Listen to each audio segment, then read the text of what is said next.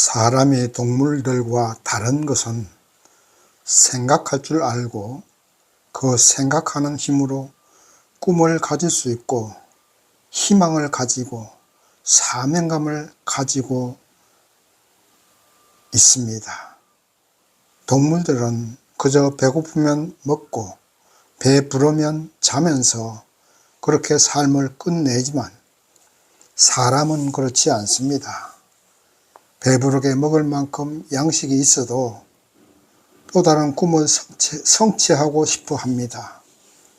그리고 국가와 사회에 대한 사명감을 가지고 그 사명감을 성취하기 위해서 노력하는 것입니다. 오늘 본문 느헤미야 11장은 하나님의 도성 예루살렘에 거주할 사람들을 제비 뽑아서 인구를 증언하고 또 예루살렘 성 안이 아니라 해도 유다 여러 지방에 살고 있는 각자 자신이 살고 있는 지역에서 하나님 나라 백성으로서 맡은 바 사명을 감당함으로써 하나님의 나라 이스라엘이 잘 유지가 될 수 있도록 느헤미야가 정치를 하는 내용입니다. 느헤미야가 바벨론 포로 생활에서 예루살렘으로 돌아와 많은 어려움에도 불구하고서 예루살렘 성벽을 쌓고 에스라에 의해서 스룹바벨 성전도 건축되었습니다. 백성들은 다 같이 모여서 심령 부흥회를 하고 하나님의 뜻과 하나님의 말씀대로 살겠다고 서약서에 도장까지 찍었습니다. 그래서 이제 이스라엘은 그야말로 온전히 하나님의 다스림을 받는 하나님의 나라가 되었습니다. 그러나 아직까지 예루살렘 성 안에 거주하는 백성들의 숫자가 너무 적어서 느헤미야는 강제로 백성들을 제비 뽑아서 예루살렘에 거주할 인구를 증언하는 내용이 오늘 본문의 내용입니다. 본문을 공부하시면서 저와 여러분도 하나님 나라 백성으로서 무엇을 하면서 살아야 할까? 그리고 어떤 사명감을 가지고 살아야 할까에 대한 해답을 얻을 수 있는 이 시간이 되기를 소망합니다. 그러면 첫 번째, 하나님 나라 백성이 되려면 희생이 필요하다는 사실을 알아야 합니다. 본문 말씀 1절 말씀 보시겠습니다. 백성들의 두목은 예루살렘에 머물렀고 그 남은 백성은 제비 뽑아 10분의 1은 거룩한 성 예루살렘에 와서 거하게 하고 그 9분은 다른 성읍에 거하게 하였으며. 아멘. 예루살렘 성벽을 쌓아서 도시를 건설했지만 거주할 백성들이 없다면 그 도시는 유령 도시이고 이방인들이 쳐들어오면 그 성을 지키기 위해서 싸울 사람도 없는 것입니다. 국가가 유지되려면 세 가지가 있어야 됩니다. 첫째는 영토가 있어야 되고, 두 번째는 국민이 있어야 되고, 세 번째는 주권이 있어야 됩니다. 이 세 가지가 국가의 3요소이죠. 그런데 예루살렘 성 안에는 사람이 있어도 너무 적으니까 이게 국가로서의 사명을 유지를 할 수가 없습니다. 그래서 느헤미야는 강제로 제비를 뽑았습니다. 그리고 뽑힌 사람들은 무조건 여하를 막론하고 예루살렘으로 이사와서 살도록 명령했던 것입니다. 그러면 당시 제비 뽑힌 사람들은 이미 다른 지방, 유다의 다른 지방에서 토지를 가지고 삶의 터전을 유지하고 있었습니다. 그러므로 제비 뽑혀서 예루살렘에 살도록 명령받았다는 것은 그들이 지금 거주하고 있는 그 삶의 터전을 다 버리고 예루살렘에 와서 살아야 됩니다. 그렇다고 해서 예루살렘 성 안에 오면 국가에서 무슨 먹고 살 양식을 주는 것도 아닙니다. 오히려 먹고 살 대책도 자기가 마련해야 하고, 또 외국이 쳐들어오면 예루살렘을 지켜야 할 의무도 갖게 되는 것입니다. 그들과 싸워서 성을 지켜야 할 의무를 갖고 있는 것입니다. 그러니 이 제비 뽑힌 사람들은 정말로 세상 말로 하면 손해가 막심하죠. 그리고 백성들의 두목은 무조건 예루살렘에 거주하도록 했습니다. 뭐 두목이라고 해서 편안한 곳에 거주하지 않았습니다. 오히려 두목들이 앞장서서 예루살렘 성을 지키면서 그 성 안에 살았던 것입니다. 그러므로 하나님의 거룩한 도성 예루살렘에 산다는 것은 개인적인 손해와 희생을 각오해야 하는 것입니다. 그럼에도 제비 뽑힌 사람들과 백성들의 두목은 그 모든 희생을 각오하고 예루살렘에 거주했던 것입니다. 오늘 이 말씀을 보면 우리가 깨달아야 할 것이 있습니다. 하나님을 믿으면 모든 일이 형통하고 이 땅에서 복받고 하늘나라에서도 복을 받는다는 장밋빛 꿈만을 생각합니다. 그러나 세상에 공짜라는 것은 없습니다. 하나님의 영광의 복을 받으려면 희생도 해야 하는 것입니다. 땀 흘리지 않고 수확을 얻을 수 없고 희생하지 않고 노력하지 않고 하나님의 복을 받을 수 없습니다. 그렇다면 저와 여러분은 하나님 나라를 위해서 또 우리 주 예수님을 위해서 어떤 희생을 해야 하겠습니까? 얼마만큼의 땀을 흘리겠습니까? 이런 생각부터 하십시오. 희생하고 노력하고 땀 흘린 만큼 하나님의 복도 우리에게 주어지는 것입니다. 예수님은 인류 구원을 위해서 자신의 생명까지 바치셨습니다. 그러나 그 희생은 손해보는 희생이 아니었습니다. 십자가에 죽지 않았다면 영원히 죽을 몸으로 죽어 썩어졌을 것입니다. 그러나 십자가에 썩을 몸을 희생제물로 바침으로써 썩지 않고 죽지 않을 영원한 생명으로 부활하지 않았습니까? 저와 여러분도 하나님께 우리의 몸을 산제사로 드려야 됩니다. 희생해야 됩니다. 그렇다고 그 희생이 헛된 희생이 아닙니다. 오히려 더 값진, 더 30배, 60배, 100배의 복을 받게 되는 것입니다. 하나님의 은혜는 거저 주어지는 것이 아닙니다. 희생하고 노력하고 사명감을 가지고 그 사명감을 감당해야 합니다.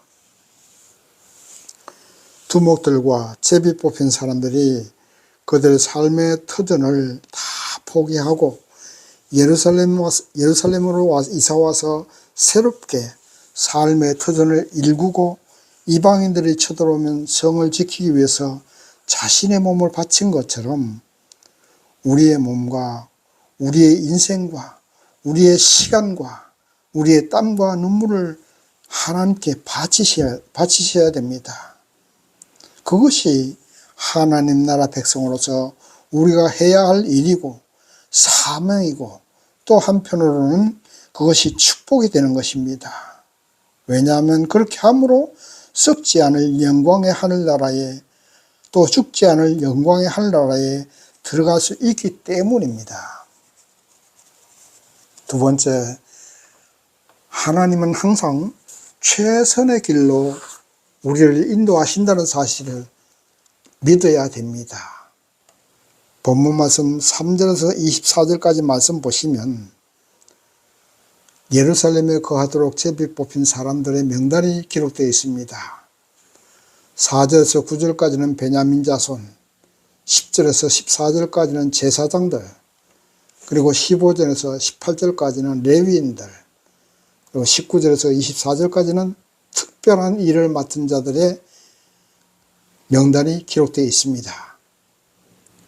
그들의 면면을 살펴보면 성가대원도 있고 성전의 제정과 양식을 맡은 사람도 있고 또 성벽의 문지기도 있고 등등 각 꼭 필요한 사람들을 자신의 재능과 사명에 맞게끔 하나님이 제비 뽑아 주신 것을 볼 수가 있습니다.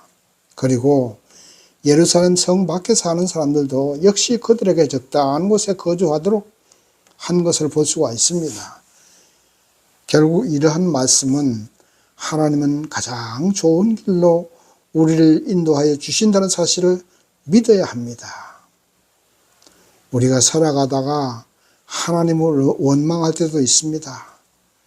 하나님이 살아계신다면 왜 나의 기도에 응답하여 주시지 않습니까? 하나님이 살아계신다면 왜 나에게 이런 고난을 주십니까? 의심을 품을 때가 많습니다. 그러나 그렇다고 하나님을 원망하거나 하나님의 존재 자체에 의심을 품어서는 안 됩니다. 여러분들이 자녀를 양육하다 보면 부모로서 도저히 들어줄 수 없는 일을 고집하는 경우가 많이 있을 것입니다. 예를 들어 말씀드리면 뜨거운 것을 만지려 한다거나 차가 쌩쌩 다니는 길로 갑자기 걸어가려 한다거나 이런 때는 도저히 들어줄 수 없고 못하게 해야 하고 그래도 안 될 때는 강제적으로 말릴 수밖에 없습니다. 그렇다고 그 자녀를 사랑하지 않기 때문에 그렇게 하는 것이 아니라 사랑하기 때문에 못하게 하는 것입니다. 하나님도 그렇습니다. 하나님께서 보실 때 그 기도는 들어주시지 않는 것이 우리에게 더 좋을 때는 침묵하시는 것입니다. 고난과 어려움이 우리에게 약이 될 때는 그것을 주시는 것입니다. 결국 하나님은 우리를 가장 좋은 길로 인도해 주신다는 사실입니다. 어떤 경우에도 하나님을 원망하거나 불평하지 마십시오. 가장 좋은 길로 인도하시는 하나님을 믿으시기 바랍니다. 다시 한번 말씀드립니다. 살아가면서 어떤 경우에도 하나님을 원망하거나 불평하지 마십시오. 가장 좋은 길로 인도하시는 하나님을 믿으시기 바랍니다. 우리는 하나님이 우리에게 주신 재능으로 하나님께 영광 돌리면서 살아갈 때에 영혼이 잘 되고 범사가 잘 되는 복을 받을 수 있는 것입니다. 오늘 본문 11절 하나님의 전을 맡은 스라야는 성전 재정관리를 맡은 사람이고 16절에 삽보대와 요사밧은 성전 바깥일을 맡았습니다. 그리고 17절에 마따냐는 기도할 때 감사하는 말씀을 인도하였고 성문지기는 악굽과 달몬과 그 형제들이 맡았습니다.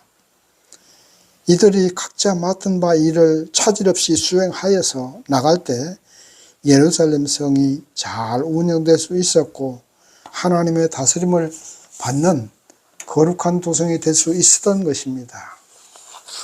오늘 저와 여러분이 하나님에게 받은 재능이 무엇입니까? 그 재능을 가지고 하나님께 영광 돌리면서 살아가면 되는 것입니다. 그 재능에 좋고 나쁨은 없습니다. 더 우월하고 열등하거나 한 것도 없습니다. 우리는 하나님의 청직이라고 말씀드렸습니다.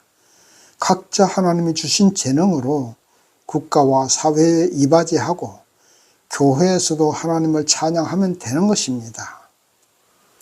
교회 일 다르고 사회 일 다른 것이 아닙니다. 세상에서 나의 재능으로 국가와 사회에 이바지하면서 하나님의 영광을 나타내고 하나님의 이름을 앞세워서 해나가면 그것이 청지기로서의 삶이고 하나님께 영광 돌리는 삶입니다. 그러나 하나님이 주신 재능 가지고 자신의 욕심을 채우려 한다면 그것은 하나님을 반역하는 것입니다. 그리고 그 결과는 하나님의 징계를 받는 것입니다. 달란트 비유 우리가 잘 알고 계시지요. 5달란트 받은 사람, 3달란트 받은 사람, 1달란트 받은 사람 모두가 다 받은 재능은 다릅니다. 사회인들이 말하는 개인의 사람됨과 그릇의 크기를 말하는 것이겠지요. 재능을 5달란트 받았건 3달란트를 받았건 1달란트를 받았건 그것은 문제 삼지 마십시오. 하나님 왜 5달란트를 다 저 사람에게 주고 나에게는 이 1달란트밖에 안 주십니까? 그런 말씀을 하지 마십시오. 1달란트가 나에게 맞기 때문에 1달란트 주신 것입니다. 하나님 나라는 많고 적음, 높고 낮음이 없습니다.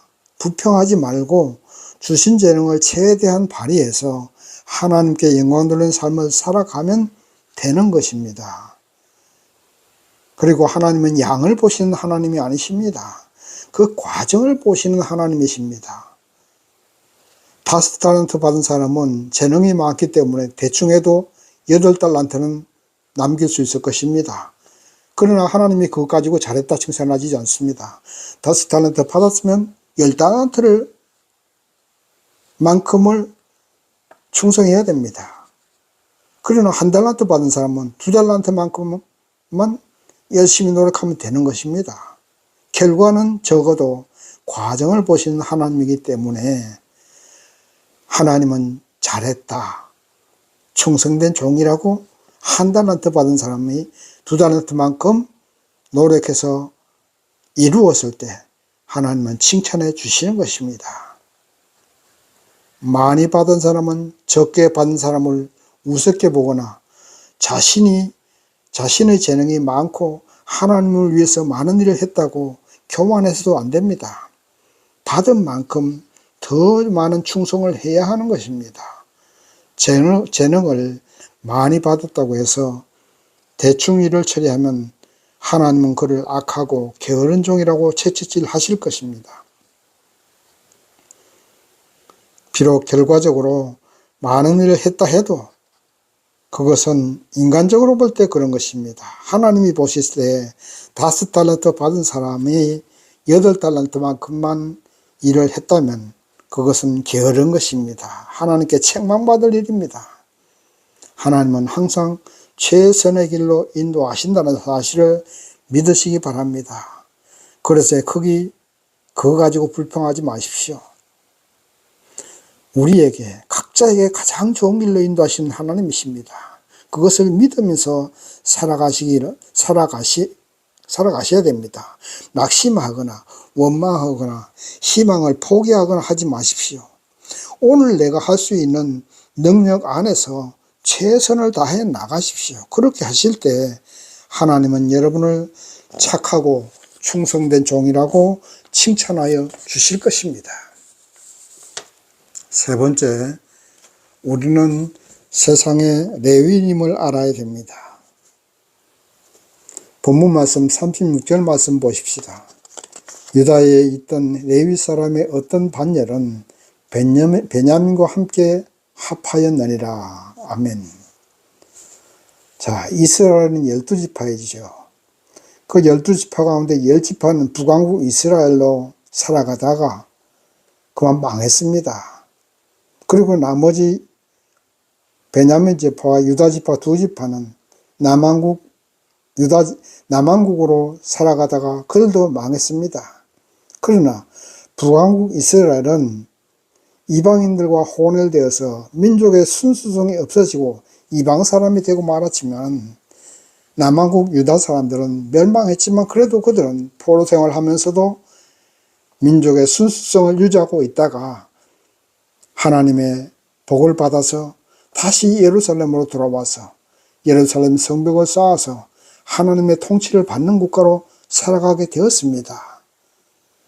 그런데 36절에 보는 것처럼 레위인들은 한 군데에 모여서 자기들끼리 사는 것이 아니라 유다와 베냐민 지파에 흩어져서 백성들의 지도자로서의 사명을 감당했습니다. 불의를 꾸짖고 말씀을 가르치며 하나님의 거룩함을 드러내는 그런 삶을 살았던 레위인들이었습니다. 그렇다면 오늘날 이 세상의 레위인은 누굽니까? 바로 저와 여러분이 이 세상의 레위인입니다. 예수를 믿고 따르며 교회에서 믿음 생활하는 성도님들이 다 레위인입니다. 그렇다면 우리는 세상의 불의를 꾸짖는 일을 해야 하고 하나님의 말씀을 전하고 가르치고 하나님의 거룩함을 친히 보여주는 그런 삶을 살아야 합니다. 그것이 우리 레위인 된 우리의 사명이고 그 같은 사명을 감당할 때 이 땅은 하나님의 다스림을 받는 하나님의 나라가 될 수 있을 것입니다. 그런데 오늘날의 현실은 그렇지 못한 것 같습니다. 뉴스를 보면 잊을만 하면 성도들의 불의한 삶의 모습이 나옵니다. 목사님이 어떻고 목사님이 교인들을 속여서 사기를 치고 어떤 교회는 또 어떻고 어떤 교회 장로가 어떻고 어떤 교회 집사가 어떻고 하는 이런 세상 사람들에게 손가락질 받고 입에 오르내리는 일이 수시로 일어납니다. 그래서 결국 하나님의 영광을 드러내야 할 교회가 하나님의 영광을 가리게 됩니다. 세상에 빛이 되어야 될 성도들이 빛이 되지 못하고 어둠의 자식들이 되어서 사단의 모습을 하고 다닙니다. 성도가 세상의 불의를 꾸짖으려면 성도님의 삶이 의로워야 되지 않겠습니까? 주야로 하나님의 말씀 묵상하고 아무것도 없어도 하나님 한 분 바라보시면서 감사하고 살고 감사하면서 사시고 항상 행복한 얼굴로 살아가고 기쁜 얼굴로 살아가는 모습을 보여야 세상의 불의를 꾸짖을 수가 있지 않겠어요?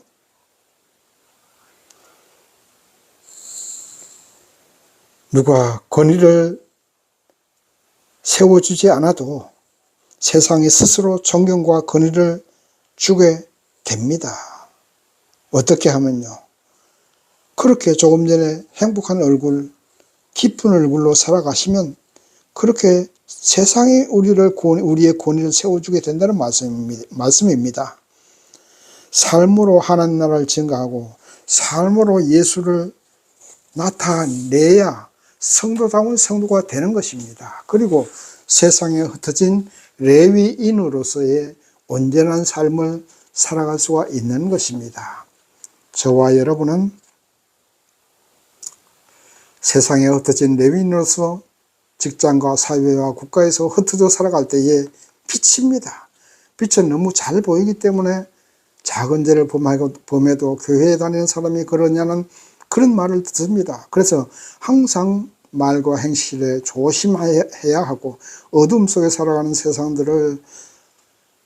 사람들에게 희망을 주고 용기를 주는 그런 사람을 사랑을 베푸는 일을 해야 합니다. 그것이 빛된 삶입니다.